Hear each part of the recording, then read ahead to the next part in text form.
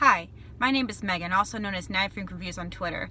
I run a little review site called The Review Is Out There, in which I have sworn to review every episode of The X-Files. I'm also a rabid Darren Morgan fangirl, and I just watched his most recent X-Files episode, The Lost Art of Forehead Sweat, and I have something to say to all of you. I'm sorry.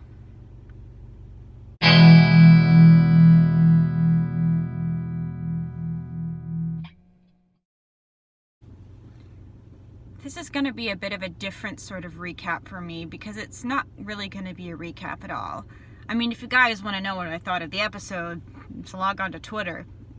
I loved it. I expected I was going to love it, and I did. I mean, it's Darren Morgan. Like I said, rabbit fangirl. I thought it was genuine and sweet and funny, but also insightful and ridiculous and absurd. Not his best. Probably my second to least favorite of Darren's, but still miles above all the other episodes in this series so far. I mean, season so far. But that's not what I want to talk about today. Instead, I want to talk about another topic, and that topic is, me. I know, not what you came here for, but here we are. Because I have come to several revelations, actually just on the drive home from watching the episode, to be honest, about the way I've been approaching, well, fiction and art and the X-Files in general. And it has struck me that I have probably come across to many of you on Twitter as kind of a pretentious asshole. And I'm sorry for that.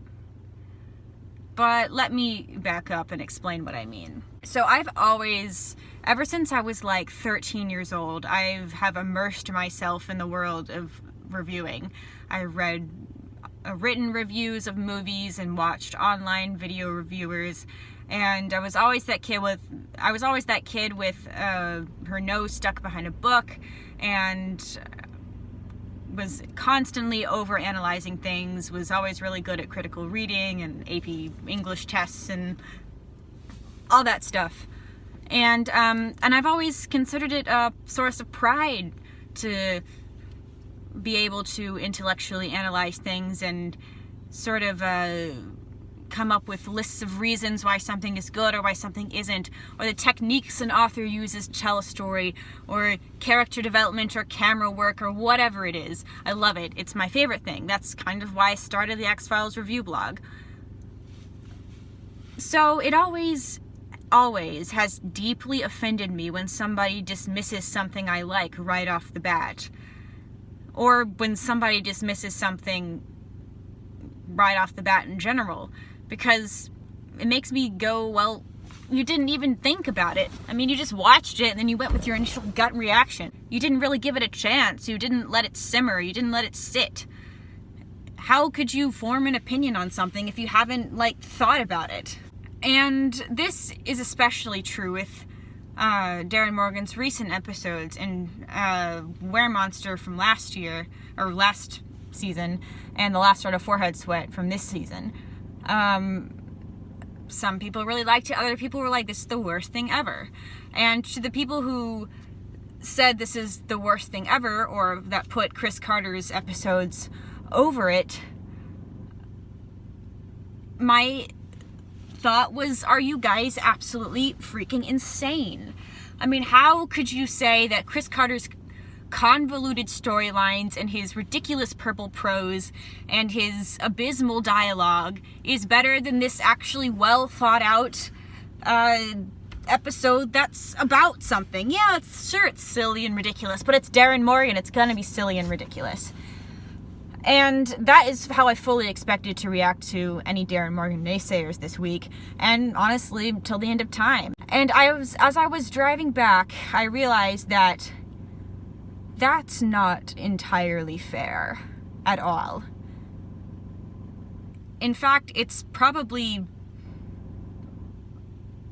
pretty awful of me to say, or anybody to say, really, because in the midst of all these intellectual analyses I've been doing and all these reading between the lines and these mental gymnastics I've trained myself to do while I watch things, I have neglected one of the most important aspects of any human interaction with art, which is our experiences.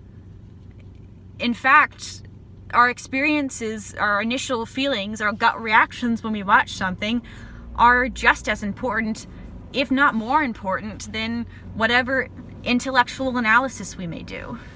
I can disagree with somebody's analysis on Weremonster all day, and I can actually disprove why some certain criticisms of Mulder and Scully Meet the Weremonster are poorly thought out or not really grounded in evidence from the episode, but I can't really argue with it just wasn't my thing, or I just didn't have a good experience watching it, or I just didn't find it funny. I had the same sort of problem when people criticized The Last Jedi, which I absolutely loved. And their criticisms, I mean, of course there are those dumb people like the men's rights activists that just made absolutely nonsensical remarks, but there are people that, like, I found that there was too much going on, or I just didn't enjoy it. And that is totally, completely, 100% valid. And I feel that in the past I've made it seem like that sort of reaction isn't valid. And it had never occurred to me that somebody may not want to watch an episode a million times in order to get it. And I can definitely see how somebody would not get The Lost Art of Warhead Sweat on the first viewing. I don't think I really got it on the first viewing. Now, I'm the kind of person who wants to watch it over and over again to catch all the little nuances and everything that he was doing, but who am I to think that everybody wants to do that? Of course not everybody wants to do that.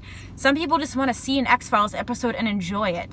And if you can't enjoy it because you find it confusing, because it is a bit confusing, then that's fine. It's kind of made me reevaluate my whole approach to reviews in general, to be honest, because my opinion is no more valid than anybody else's opinion, and whatever intellectual reasons I come up with for, defending Darren Morgan to the death, I'm like his knight in shining Twitter armor, it doesn't matter. It doesn't matter more than anybody else's. And on that note, Darren Morgan doesn't need any defenders or disciples. He's probably doing fine, I imagine. Eventually, in 10 years, when I get to this point on my blog, I'll explain why I liked this episode. Who knows? Maybe by then I won't really like this episode. Who can tell? Because I haven't had time to do mental gymnastics with this episode yet. I mean, I did a few as I was watching, but not everybody does that when they're watching. I've sort of trained myself to do that. And if you don't like doing that when you watch something, that's fine. And I never really considered that fine before. And it's been kind of a weird feeling all the long drive home. And it's made me feel a bit, just a bit apologetic for if I've ever made anybody feel that way on Twitter or on my blog or in one of these recaps or anything. 10 years from now, when we look back on this episode, or any episodes like it, and the people that didn't like it when they first watched it may like it better. The people that liked it when they first watched it may like it worse. Or some people may like to just watch it once, have their opinion, and move on. And it's all fine. Boy, I'm sure glad that's over with. Me too! Yeah, but I learned something today. But if there's one thing that I've learned today, it's this. Nobody has the right to tell you that you should like something. Nobody can make you like anything. Even if they have the most well thought out reasons in the world, even if they spent years of research mapping out every single element of something in order to explain to you, to prove to you that it's good and that you should like it. Nobody should make you like anything. Nobody really can make you like anything. Maybe they can change your perspective on it and give you a new appreciation for it, but nobody can really make you like anything. Only you can do that. On the flip side, nobody should really be able to tell you that you shouldn't like something. And at the end of the day, your experiences watching something, whether good or bad, are valid, and you shouldn't let anybody invalidate them, because they're yours. They're your opinions, they're your feelings, they're your reactions, and they're important. And you can absolutely let the experience of watching something dictate your opinion on it for the rest of your life, or for a few months, or for whatever amount of time you deem necessary. Because if there's one thing I've learned today, it's that sometimes we just like to remember it how it was.